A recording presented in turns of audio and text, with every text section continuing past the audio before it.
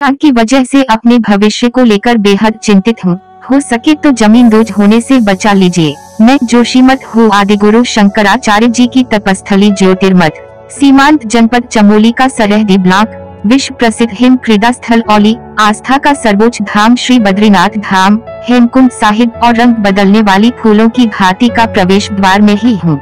देश की द्वितीय रक्षा पंक्ति नीति माना घाटी मेरे ही नगर से होकर जाया जाता है। हर साल देश विदेश से लाखों लाख तीर्थयात्री और पर्यटक यहाँ पहुँचते हैं। मैं चिपको आंदोलन की नेत्री गौड़ा देवी की थाती हूँ।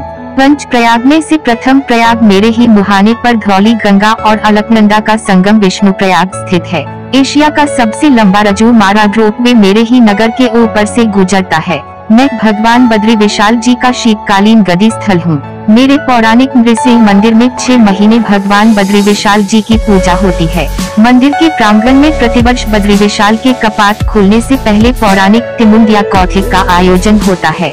मैं महज एक नगर ही नहीं हूँ अपितु धार्मिक और सांस्कृतिक केंद्र भी हूँ। मैं गढ़वाल के कत्यूरी राजवंश की राजधानी भी रहा हूँ। मैं वर्षों से सैलानियों की पहली पसंदीदा शहर रहा हूँ, लेकिन इन सबसे इतर आज मैं अपनी ही पहचान के लिए छटपटाहट सी महसूस कर रहा हूँ। भू धसाव की वजह से मेरे भविष्य पर प्रश्न चिन्ह लग गया है। मेरे शहर के विभिन्न वार्डों में हो रहे भू धसाव ने मेरे शहर की खुशियाँ छीन ली है। मकानों में पड़ी दरारों ने मेरे नगर वासियों का सुख चैन छीन लिया है। लोगों के आंसुओं से बह रही अविरल आंसुओं की धारा सब कुछ बंद करने के लिए काफी है। चारों ओर एक अजीब सा सन्नाटा कचोट रहा है। अपने जीवन भर की मेहनत की कमाई को अपने घर बार और मकान में लगाने के बाद आज इनके घर सुरक्षित नहीं रह गए हैं। खेत खलियान से लेकर मकान सब कुछ भू धसाव की चपेट में आ चुके हैं।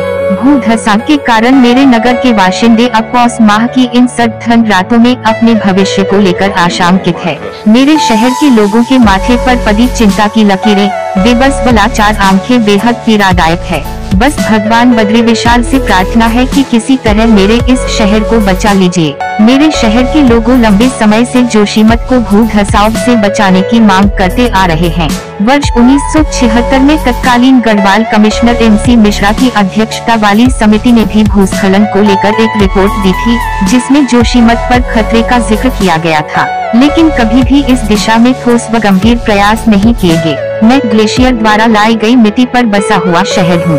मैं भूगर्भीय रूप से अति संवेदनशील जोन 5 के अंतर्गत आता हूँ, जो कि पूर्व पश्चिम में चलने वाली रिज पर मौजूद है।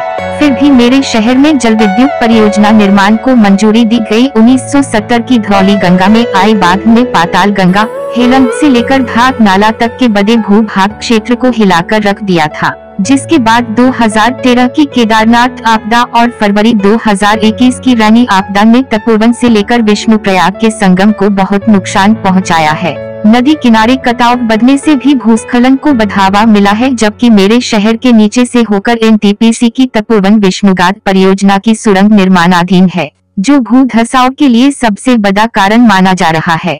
पूर्व के वर्षों में हेलंग से लेकर पैनी गांव, सेलंग गांव में भू धसाव की घटना सामने आ चुकी है।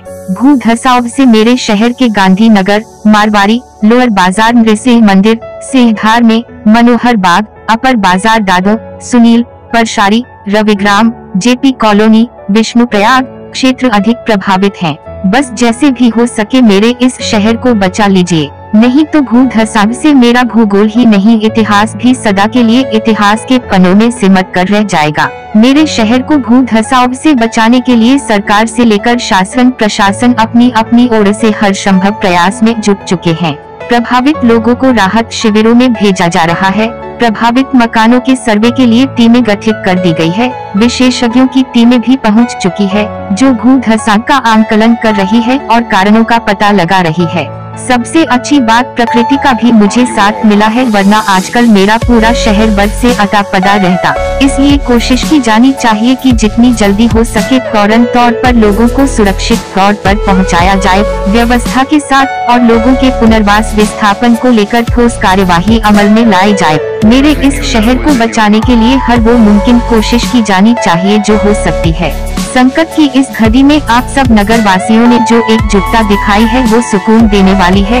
खास तौर पर युवाओं का अपने इस शहर को बचाने की कोशिश इतिहास हमेशा याद रखेगा और मिसालें भी देता रहेगा। मैं जोशीमठ हूँ, मेरे शहरवासियों हौसला रखिए। दलगत राजनीति से ऊपर उठकर जोशीमठ को बचाने के लिए हर वो प्रयास कीजिए जो हो सकता है।